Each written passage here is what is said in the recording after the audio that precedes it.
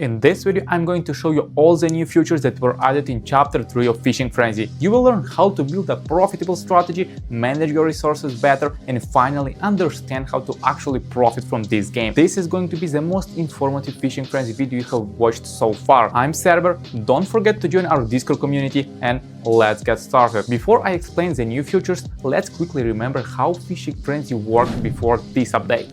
Basically, all players had to fish to get XP and compete on the leaderboard, where they could earn rewards. The leaderboard was the main way to make money, but since many players already have tons of pets, a lot of fish from diving and a lot of gold, the leaderboard was pretty much the same every week. The same players kept taking the top 3 spots and there wasn't much room for new players. The problem was that buying gold with Ron or buying packs wasn't profitable at all. No matter how much you spent, you would still probably lose money even if you took first place. The amount of XP needed was just too high, but in Chapter 3 we can already see some improvements. Resource management is now even more important. The first Chapter 3 update that helps solve this problem is guilds. Now in Fishing Frenzy we can create our own guilds and battle against each other in guild wars. And I think that's amazing. At the time of recording this video, I haven't participated in guild wars yet, because they only start next week, but we can already find all the information in the docs, so that helps us to understand the gameplay. Each guild can have up to 10 players, and that's the maximum. Some players might say that 10 players is too low, and I thought the same at first, but after thinking about it more carefully, I actually think 10 players is the perfect number for one guild, because even if top players join the same guild, there will still be enough strong guilds for other players to join. There are many players out there either creating their own guilds or waiting to join one. Right now there are around 100 guilds in Fishing Frenzy, which is amazing. It shows how many active players are currently in the game. In Chapter 2 activity was pretty low, but with the introduction of guilds I feel like players are getting excited to play again, and that's a very good sign. Now let's talk about Guild Wars gameplay. As I understand it, there will be a map with tiles, and each guild will need to defeat a boss in order to capture a tile. After that, they need to hold that tile for as long as possible. Another guild can fish on the same tile and defeat another boss there. If they do that, they will take control of the tile and start receiving guild points. So basically the gameplay looks like this. You choose one tile, fish on that tile, and your goal is to defeat the boss. At the beginning of the war you might only need to catch one boss, but as the war continues you will need to defeat more and more bosses to keep control of the tile. And you don't play alone, all guild members work together to defeat the same boss. For catching the boss you receive gems which you can use to buy chests. During the entire week all guilds fight against each other and capture bosses. At the end, top 10 guilds receive additional gems. So that's a gameplay. Catch the boss, hold the tile, receive gems, and earn guild points. And the best part is that all these fish and bosses will not give XP. That means top players with a lot of resources will spend tons of gold trying to catch bosses, but they won't get leaderboard XP from it. And that's amazing, because it opens a window for new players to compete on the fishing leaderboard. In my opinion, this is a very good alternative. Now let's talk about guild rewards. Why would someone spend their gold and participate in guild wars? The first and most obvious reason is that whales want their guild to be number 1. It doesn't matter if it gives them resources or not, they will spend just to be at the top. Then we have boat skins. When Guild Wars goes live, players will need to collect gems and spend them to buy boat skins. As I understand it, these skins won't have any utility. They will probably just be cosmetic, but either way, a lot of players, including me, will still want to buy them. The biggest rewards are the guild chests that you can buy with gems. There are 2 types of chests, a skin chest and a reward chest. These chests are pretty expensive. If the reward chest costs 10 gems, that means one player needs to catch 10 bosses to buy one chest. That's really expensive, and the loot inside this chest doesn't look amazing right now. You get a small amount of gold, maybe around 2 or 3,000 on average. You also have around a 25% chance to get fish tokens, which is good, but 25% feels pretty low. For example, to get to 1,000 fish tokens, I would need to catch around 40 bosses. That's a lot. Then you can also get sushi, which also doesn't give you that much gold. So overall, from one chest you might get around 5,000 gold and maybe some fish tokens. I don't want to speak badly about guild rewards because I'm still not sure exactly how everything will work. Right now the rewards don't seem very big, but for example, if I fish with 5x and it counts as 5 bosses, then this reward could actually be really good and even give you higher earnings than participating in a leaderboard. So let's see how it works next week. Now let's talk about the next big update: fossils and fish upgrades. This might be the biggest update in Chapter 3 because it creates a path for new players who want to spend more money, and it also adds long-term progression. Before this update, you were just fishing and getting the same fish, the same XP, and basically nothing changed. The gameplay was getting boring. Now your fish have different tiers: D, C, B, A, and S. The higher the tier, the more XP you get. I made some calculations, and now, without upgrading anything, you get around 15% less XP compared to Chapter 2. But players who are actively diving, spending fish tokens to fish with NFT roads, and cooking are now more rewarded. For all these activities, they receive fossils, which they can use to increase their fish level. By upgrading fish, they increase the amount of XP they get, and in my opinion, the percentage boost is pretty good. Each fish has 8 levels of progression. The difference between level is around 15–20%, which is a good amount. Let's say you need to spend 1 million gold to get top 3 and earn 20,000 fish tokens, but if you upgrade your fish, you will get more XP and spend less gold. For the same amount of XP, you might only need 800,000 gold, and this is not a one-time benefit. Every week you will need less gold than other players to get the same amount of XP. In my opinion, this is a very good system. Of course, it will create a big difference between new players and existing ones, so I think the team might introduce something for new players later, so fishing can be more rewarding for them too. Soon I will explain which fish you should upgrade to receive the maximum XP. Now let's talk about the boss. A new boss fish was introduced in Chapter 3. In order to catch the boss, you need to fish and get an S quality fish. Each rarity has its own chance to summon a boss fish.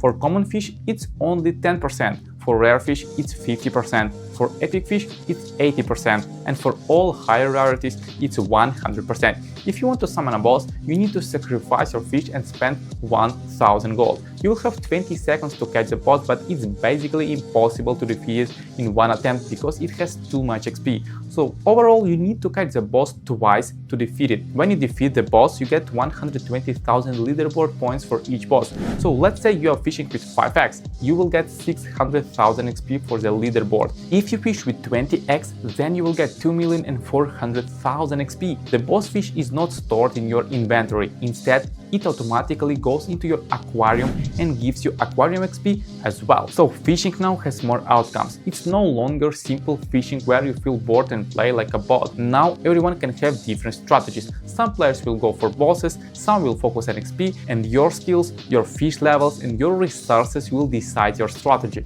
In my opinion, it's very good when one game has many different strategies and every player can choose their own path. The best part is there isn't one correct answer. Every strategy can be valid and useful for different types of players. Now let's talk about strategies that can help you earn more and manage your resources better. First, we will talk about strategies and then we will talk about earnings. Basically, you need to choose which fishing land works best for you. I will be honest with you, 1-2 meters is the best land for long-term fishing. You get a lot of rare fish which are very useful for cooking, you get tons of common fish which you always need, you get some epic fish, and you also get a lot of mythic fish which give you a lot of cooking XP and pearls. And now with bosses you also get boss XP, which is a lot.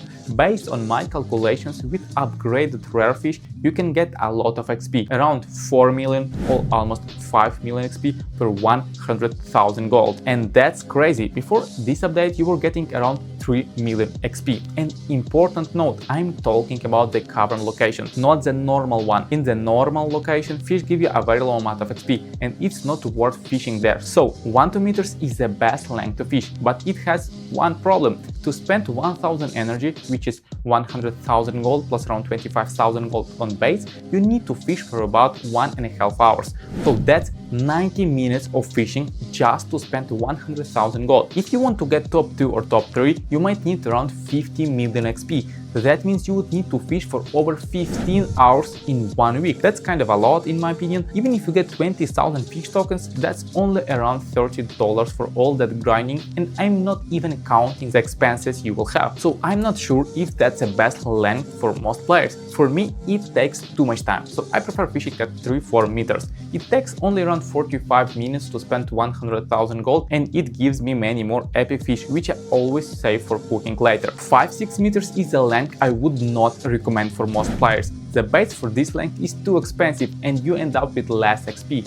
This length is only good if you're planning to use NFT roads, because then you can get shiny legendary or epic fish more often and they sell for more money. This length is also good if you want to gain XP faster, but overall if you want the best long-term recovery and the highest amount of XP, I would recommend focusing on 3-4 meters and 1-2 meters. These two are the best options and you can even switch between them while fishing. Now let's talk about fish quality and which upgrade strategy you should choose. Each fish requires a different amount of XP to upgrade. Also, the better the fish quality, the more XP it needs. Each fish also has its favorite fossil, which gives plus 50% XP. My recommendation is this: always upgrade your rare fish quality. You get rare fish often at 1-2 meters, 3-4 meters and even 5-6 meters. They require a pretty low amount of fossil XP, and since rare fish need rare fossils, it's much easier to get them compared to legendary fossils. So always upgrade your rare fish. After that, I would recommend upgrading epic fish.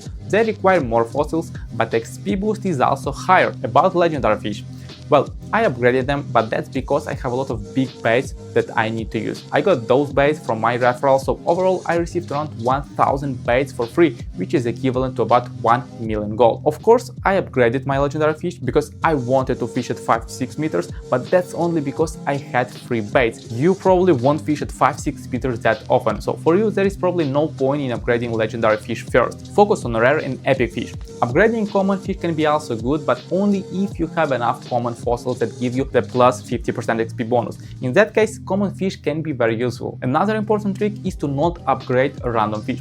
For example, speckled shark gives 3 times less XP than other rare fish. It's the same with epic fish. Oversized cave fish gives around half the XP compared to other epic fish. So when you upgrade, make sure you don't waste too many fossils on these low XP fish.